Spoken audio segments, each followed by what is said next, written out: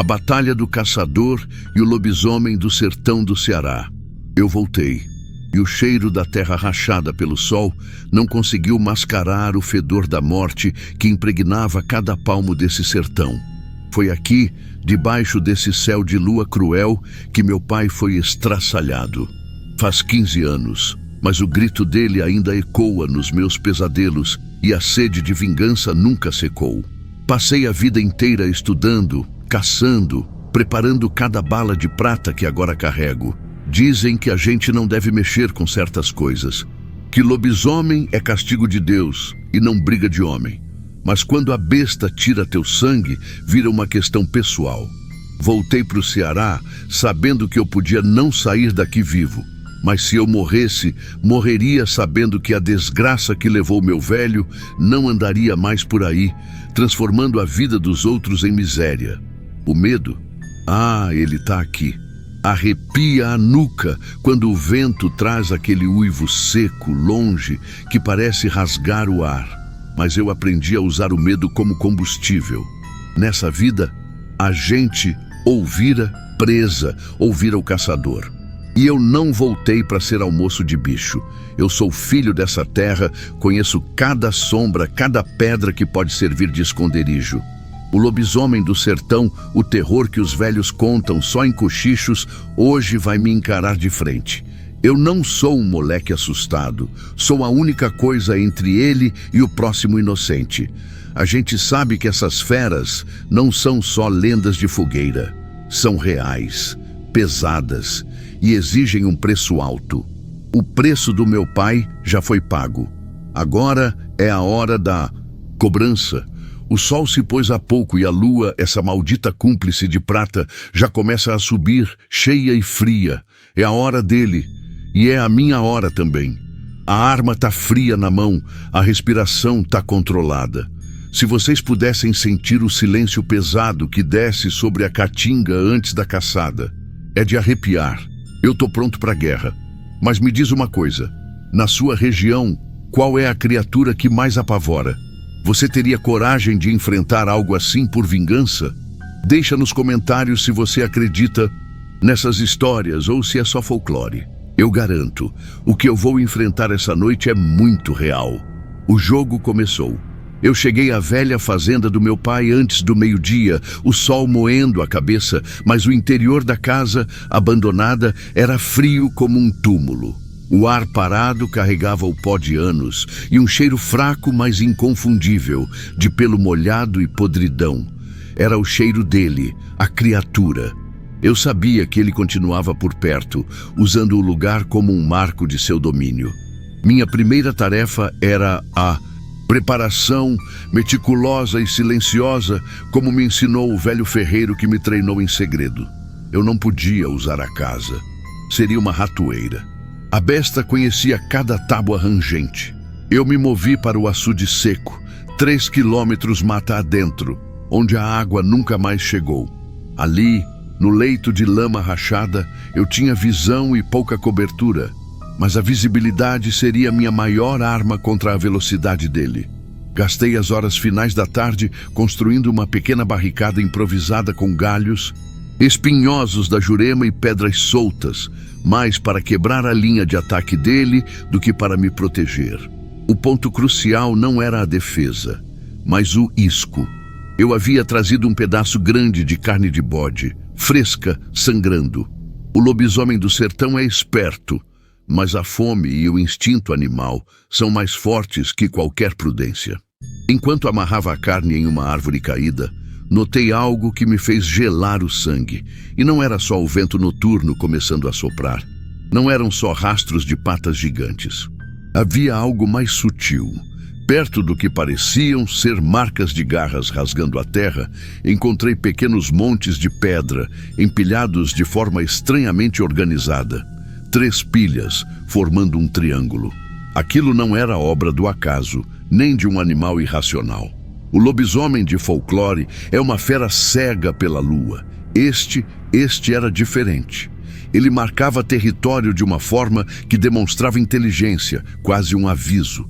Eu não estava caçando um bicho, estava caçando algo que pensava.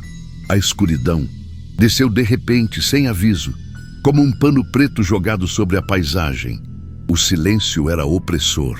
Até os grilos pareciam ter parado de cantar. Eu me abriguei atrás da barricada, com o rifle de ação de ferrolho carregado com as balas de prata. A prata foi abençoada por um padre de Juazeiro que também conhecia o mal que andava por essas terras. O medo me apertava a garganta, a adrenalina pulsando nas têmporas, mas a imagem do meu pai, do jeito que o encontraram, queimava qualquer hesitação. Eu chequei as lunetas de visão noturna. A caatinga era uma massa escura de sombras pontiagudas movendo-se levemente com o vento. Eu podia sentir os olhos dele em mim, vindo da escuridão. Ele sabia que eu estava aqui. A carne de bode era um convite, mas as pilhas de pedra eram a resposta. Eu sei o que você está fazendo e eu estou esperando. Minha respiração era a única coisa audível. Eu precisava ser paciente. A criatura viria, levada pelo cheiro do sangue e pela ofensa de um estranho invadindo seu domínio. Eu estava contando com isso. Se ele fosse só um animal, seria fácil. Mas essa criatura era mais. Ele era a malícia encarnada. Eu me agarrei ao rifle, sentindo o metal frio contra a palma suada. A noite seria longa e sangrenta. Eu fechei os olhos por um segundo, repetindo o mantra que meu avô me ensinou. O medo é a sombra, a coragem é a luz. Olhe a sombra nos olhos e ela se desfaz. Mas essa sombra estava prestes a tomar forma física e me quebrar ao meio. O silêncio rachou. Não foi um barulho alto, mas um estalo seco, como se um galho de árvore grossa tivesse sido partido ao meio com uma força descomunal, vindo de cerca de 100 metros à minha direita. Minhas mãos apertaram o rifle, o cano apontando instintivamente para o som. Eu não podia atirar às cegas, precisava da certeza da prata. Segundos depois, ouvi-o arrastar. Não passos, mas um peso enorme sendo puxado pela terra, as pedras soltas resvalando e caindo no chão duro. Ele não estava andando, estava se arrastando, ou talvez rastejando, usando a densa vegetação espinhosa da caatinga como cobertura, aproximando-se da área onde eu havia deixado o isco. O cheiro então me atingiu. Era nauseante, uma mistura de fezes rançosas, sangue coagulado e algo estranhamente metálico, como cobre queimado. Era um cheiro tão forte que parecia queimar minhas narinas e tive que lutar contra o reflexo de tossir. Eu liguei a visão noturna. Tudo ficou verde e granulado. Meu coração batia no ritmo de um tambor de guerra dentro do meu peito. Eu inspecionei a área. No começo, nada. Apenas os troncos retorcidos da caatinga. De repente, um movimento rápido, uma sombra mais escura que as outras, atravessando uma clareira entre duas moitas de marmeleiro. Não deu tempo de focar. Foi a velocidade de um raio, mas a forma era colossal. Não era um lobo, era um homem, mas com ombros largos demais, postura curvada, e pelo escuro e espesso que parecia absorver a luz da lua. Ele havia alcançado o isco. Eu ouvi o som úmido e gutural da carne sendo rasgada. Eu o observei na visão noturna, uma figura distorcida, maior que qualquer urso que eu já tivesse visto, devorando a carne crua com uma selvageria apavorante. Ele parecia ter percebido que o isco era uma armadilha, mas o instinto de predador prevaleceu. Ele estava de quatro, mas a cada movimento a musculatura dele tensionava, mostrando a força contida. Seus braços eram longos demais, quase tocando o chão, e suas garras refletiam levemente o pouco brilho lunar que passava pelas nuvens. Eu levantei o rifle, mirando no centro da massa. A bala de prata precisava atingir o coração ou o crânio para garantir. Mas antes que eu pudesse estabilizar a mira, ele parou de comer. Ele levantou a cabeça e olhou diretamente para mim. Mesmo na visão noturna, os olhos dele eram um brilho vermelho intenso, antinatural, fixos no meu esconderijo, como se pudesse ver através da barricada improvisada. Ele não uivou. Ele fez um ruído baixo, um rosnado profundo que parecia vibrar no meu peito, não no ar. Era um som de satisfação de quem acaba de confirmar a presença da presa. O animal sabia exatamente onde eu estava. A inteligência que eu percebi nas pedras empilhadas agora se manifestava no seu olhar. Ele estava me provocando. O isco não era para ele comer, era para ele me trazer. Ele se levantou lentamente. A altura dele era assustadora, facilmente ultrapassando os 2 metros de altura. O lobisomem limpou o sangue da carne dos lábios com a parte de trás da pata, um gesto quase humano, mas grotesco na sua forma. Ele então deu um passo em minha direção, um passo lento, pesado, que parecia estremecer a terra seca. Eu sabia que, se eu atirasse agora, a chance de errar era alta, e eu tinha poucas balas de prata.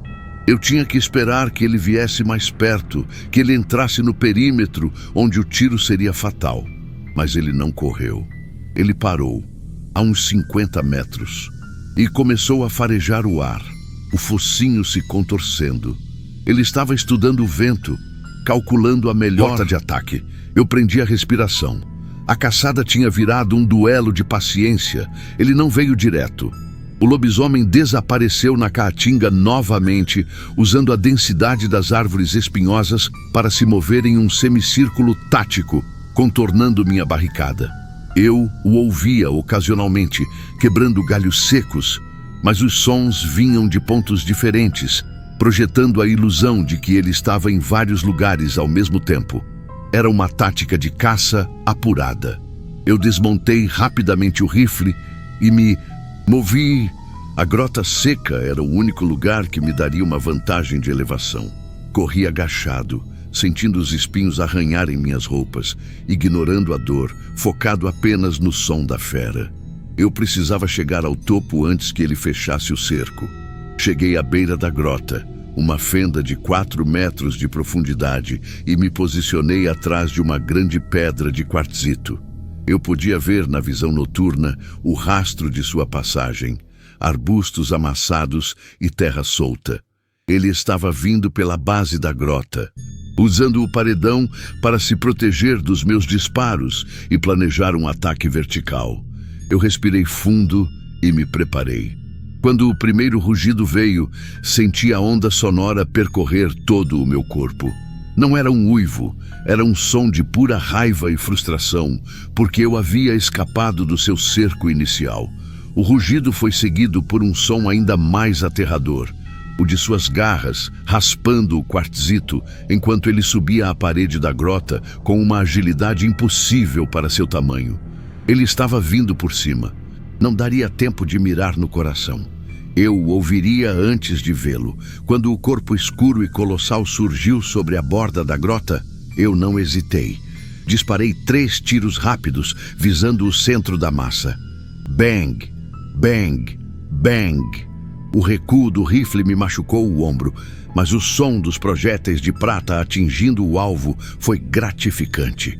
O impacto não o derrubou, mas o fez cambalear para trás, soltando um grito de dor lancinante, um som que parecia metade lobo, metade agonia humana, que ecoou pela noite do Duziduidzota. Sertão. Um dos tiros atingiu seu ombro, outro, sua coxa. O terceiro, eu esperava, pegou no peito. Ele caiu de volta para o fundo da grota. A queda de 4 metros gerando um baque surdo, seguido por mais um rugido de fúria e dor. Eu me aproximei da borda, mas sabia que ele estaria ferido e ainda mais perigoso. Eu recarreguei, usando o carregador reserva de prata. A visão noturna mostrava a poeira subindo do fundo da grota, e então a fera se levantando, apoiada nas mãos e nos joelhos. O buraco no ombro sangrava profusamente, mas ele parecia estar se movendo com a mesma velocidade. A prata não o matara, mas o ferira gravemente. Ele olhou para cima e dessa vez não havia inteligência em seus olhos, apenas a fúria cega e primordial de um predador ferido. Ele começou a escalar a parede de novo, mas mais rápido, ignorando a dor. Eu disparei mais 2 vezes. O primeiro tiro errou, cravando na pedra atrás dele. O segundo o atingiu na lateral do corpo. Ele cambaleou de novo e caiu, mas desta vez ele não tentou subir. Ele começou a correr pela base da grota, afastando-se, o rastro de sangue escuro no chão seco. Eu havia conseguido. Eu o havia ferido e o forçado à retirada. Mas enquanto eu observava a sombra se afastar, eu senti uma dor aguda no meu braço. Não percebi no calor da luta, mas um fragmento de pedra que voou com o primeiro impacto da prata havia me cortado profundamente. Era um ferimento superficial, mas sangrava. E o cheiro de meu próprio sangue, que se misturava ao cheiro forte dele no ar, me fez estremecer. Eu era um alvo ainda mais atraente agora. Eu tive que me mover rapidamente. A criatura estava ferida, mas não morta, e o sangue era um chamariz potente. Desci a grota, pulando a última parte, e corri na direção oposta à sua fuga, forçando o ritmo. A dor no braço latejava, mas eu não podia parar para cuidar dela. Se ele me farejasse, estaria perdido. Eu precisava de um abrigo, um lugar onde eu pudesse estancar o sangramento e, mais importante, onde eu pudesse monitorar sua aproximação sem ser pego de surpresa. Corri por cerca de 10 minutos até encontrar uma formação rochosa antiga que os locais chamavam de Pedra do Sino. Era uma pequena caverna, mais um buraco na rocha, estreito o suficiente para que a besta tivesse dificuldade em entrar se eu bloqueasse a passagem. Entreguei-me ao buraco, rastejando para dentro. A poeira sufocava, mas a escuridão era segura. Assim que entrei, forcei minha respiração a diminuir e tratei do braço. Rasguei um pedaço da minha camisa e o enrolei firmemente na ferida. Não era prata, mas servia para estancar o fluxo de sangue. Enquanto cuidava do ferimento, a realidade da luta me atingiu. A força daquele ser era absurda. Ele havia ignorado múltiplos disparos de alto calibre. Se fosse um animal normal, estaria morto. A prata apenas causava uma dor extrema, forçando a criatura a recuar por instinto de autopreservação, mas não a matava instantaneamente. Eu precisava de um tiro certeiro no cérebro. Mas o que mais me incomodava não era a força dele, era a maneira como ele se movia. Na descida da grota, em vez de continuar fugindo, eu jurei ter ouvido um som diferente. Não de dor, mas de riso. Um som rouco e seco, quase um grunhido de escárnio. Como se ele soubesse que eu estava apenas adiando o inevitável. Eu liguei a visão noturna novamente. Estava preso. Eu não podia sair da caverna enquanto ele estivesse à espreita. O cheiro dele estava mais fraco, mas o meu cheiro, o meu sangue, estava forte, demais na frente da entrada. Eu podia sentir o nervosismo me dominando. Tentei me acalmar, focando nos sons externos. O silêncio havia retornado, mas agora era um silêncio estudado, um silêncio que antecede um novo ataque. Eu me sentei e olhei o carregador. Restavam apenas 5 balas de prata. 5 chances de acabar com 15 anos de tormento. Eu precisava ser mais esperto que ele, mas a besta parecia ter evoluído de uma lenda para um predador tático. Eu podia passar a noite inteira ali, mas, ao amanhecer, ele voltaria à forma humana, e eu teria perdido minha oportunidade, sabendo que a fera estaria por aí, esperando a próxima lua cheia. Eu tinha que forçar a mão.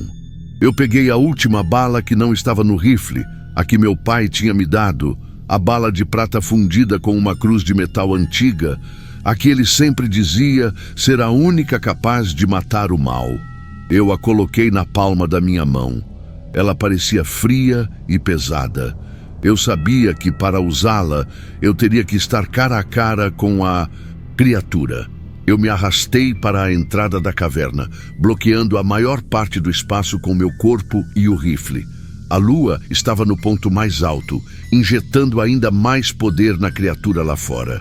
Eu o chamei em um sussurro gutural que só ele poderia ouvir. Eu sei que você está aí, verme. Venha buscar o resto do seu banquete. Eu o provoquei, esperando que a fúria superasse a inteligência. Precisava que ele viesse. E então, ouvi o som. Não um passo, mas o som de algo arrastando a pata na terra. Ele estava se aproximando, lento, deliberado. Ele estava brincando, eu não podia mais esperar. Minha estratégia tinha que mudar de caçador para isca sacrificial. Eu sabia que a besta estava me cercando, testando minha paciência, esperando que o sono ou o desespero me fizessem cometer um erro. Eu decidi que meu erro seria calculado. Eu peguei um pedaço de osso seco que encontrei na caverna e o atirei para longe da entrada, na direção oposta onde eu acreditava que ele estaria. O som seco ecoou no silêncio. E eu ouvi o lobisomem reagir, um ruído rápido de pata batendo na terra.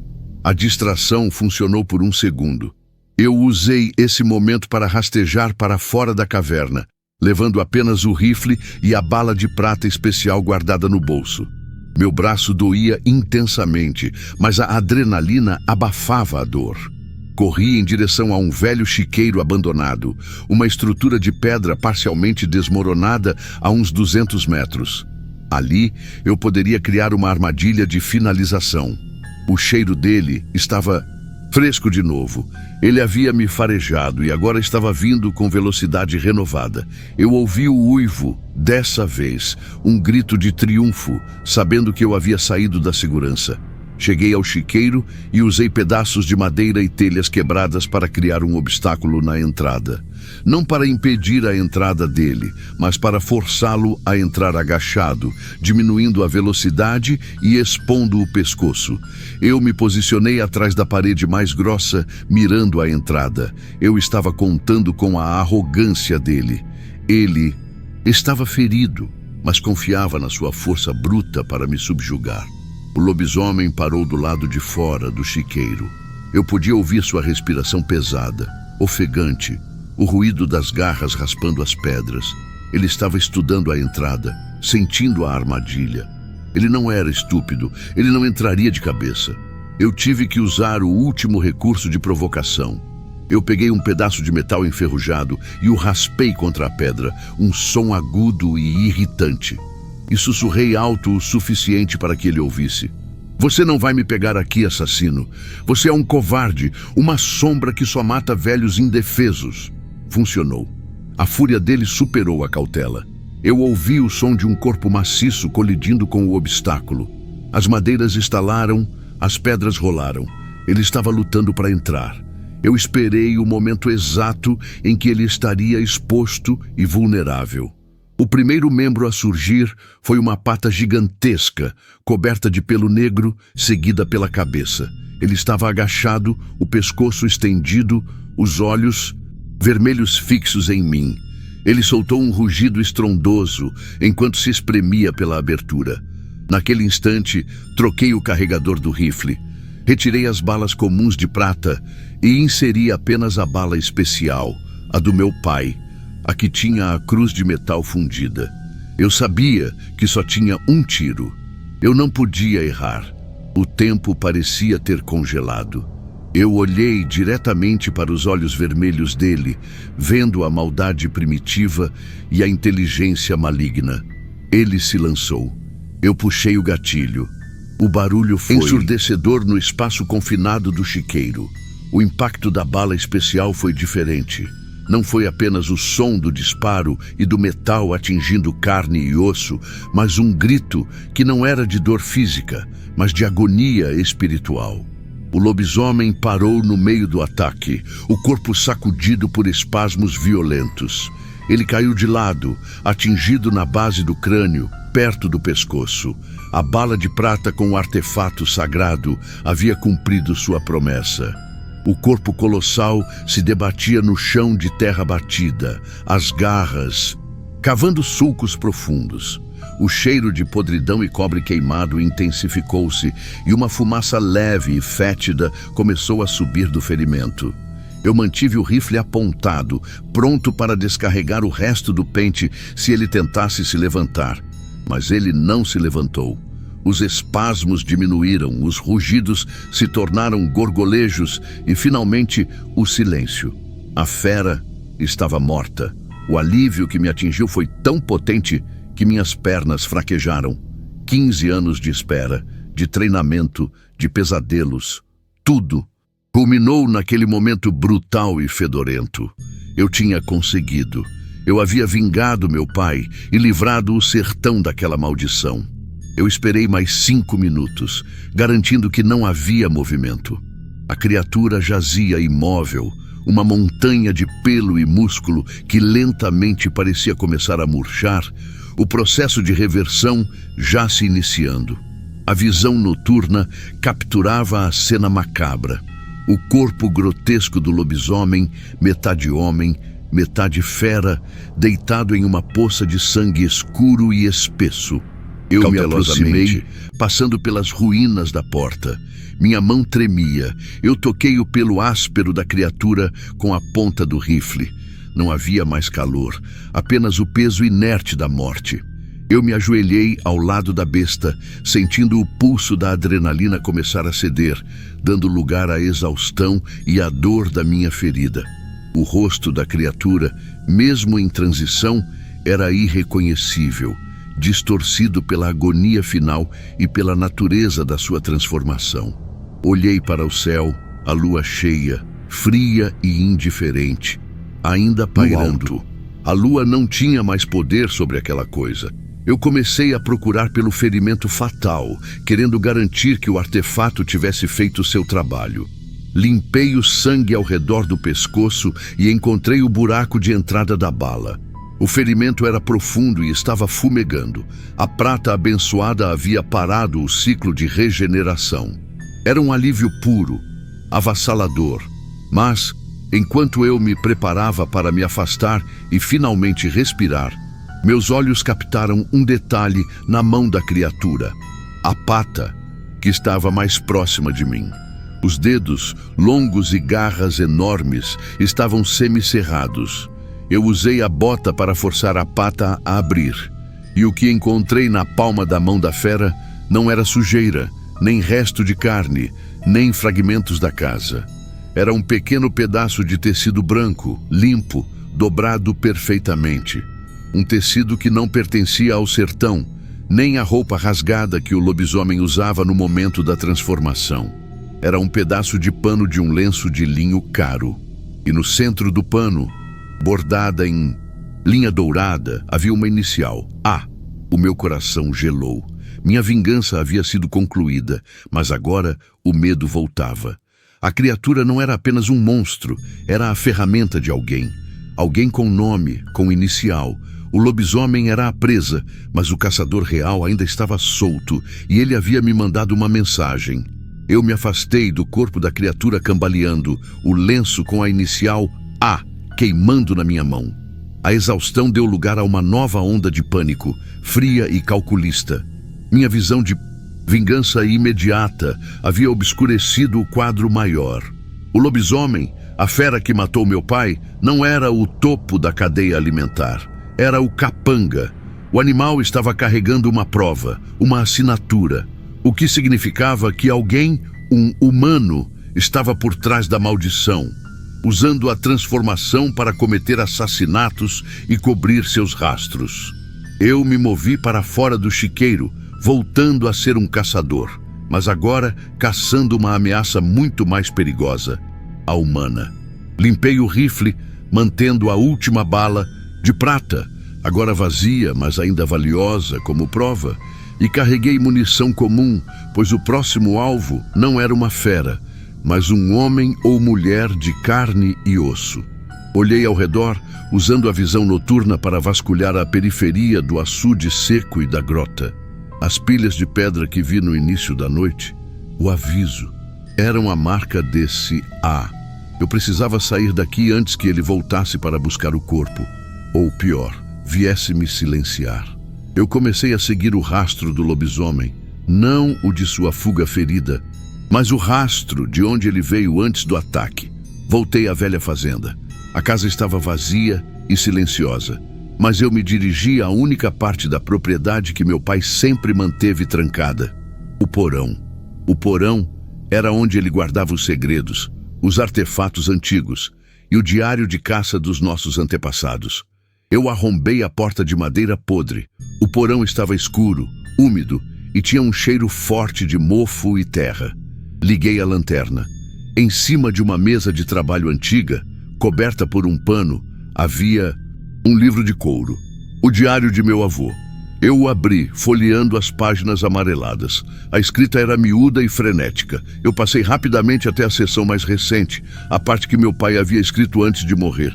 A tinta estava borrada em algumas partes, mas o terror era palpável. Ele descrevia a aparição do lobisomem, mas em um trecho posterior ele escrevia sobre a suspeita de que a criatura não era um acidental, mas alguém que havia aceitado o pacto. E a última entrada, feita na noite em que ele morreu, estava quase ilegível, apenas um nome rabiscado com força: Antônio. Antônio. A inicial A. O nome se encaixava perfeitamente. Antônio era um fazendeiro vizinho, um homem que meu pai sempre desconfiou por sua estranha sorte e sua riqueza repentina.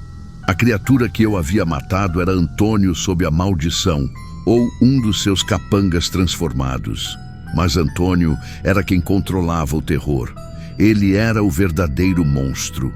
Enquanto eu lia, o ar no porão ficou mais denso e o cheiro de ozônio, de eletricidade estática, preencheu o espaço. Não era o cheiro do lobisomem, mas algo diferente, frio e limpo. A luz da minha lanterna piscou. Olhei para cima. A porta do porão, que eu havia arrombado, agora estava fechada. Eu podia ouvir passos lentos e cadenciados acima de mim. Não os passos pesados e desordenados da fera, mas passos humanos, usando sapatos de couro. A respiração veio do buraco de uma tábua solta no teto. Eu apontei o rifle. Uma voz suave, quase um sussurro, mas que carregava a frieza do abismo, desceu pelo buraco. Parabéns, caçador. Você matou o cão. Agora você deve enfrentar o mestre. A voz era de Antônio. Ele havia me atraído até aqui. Eu estava preso. O porão se tornou minha câmara de tortura e a voz de Antônio ecoava, não mais como um sussurro, mas como uma risada seca e zombeteira. Ele havia calculado cada movimento meu. Ele me deixou matar a criatura que para ele era apenas um incômodo, um peão descartável na sua trama de poder e terror. Vingança que eu buscava era apenas um espetáculo para o verdadeiro monstro. Eu podia ouvir o barulho dele movendo algo pesado em cima das tábuas do assoalho, bloqueando completamente a saída. Ele não ia me dar a chance de atirar. Eu me encolhi no canto, a lanterna apagada para esconder minha posição. O ar se tornou rarefeito. Antônio explicou, com uma calma assustadora, que a maldição do lobisomem era transmissível, sim, mas também controlável. Ele não era a criatura, mas o mestre da criatura.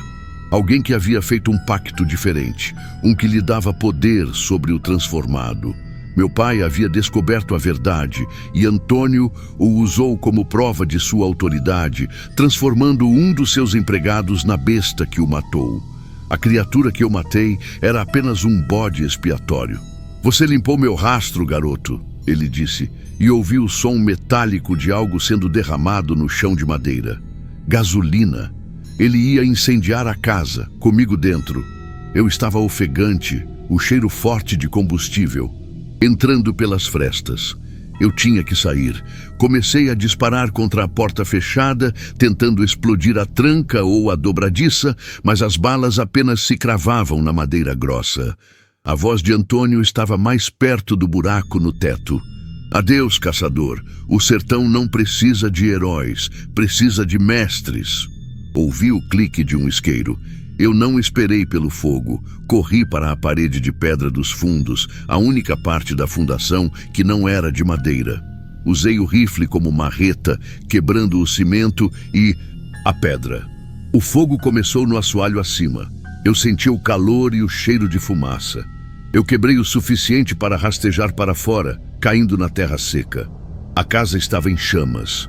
Olhei para cima e vi Antônio, parado na janela do andar de cima, me observando. A silhueta emoldurada pelas chamas, sem nenhuma surpresa em seu rosto. Ele não tentou me seguir, ele apenas sorriu.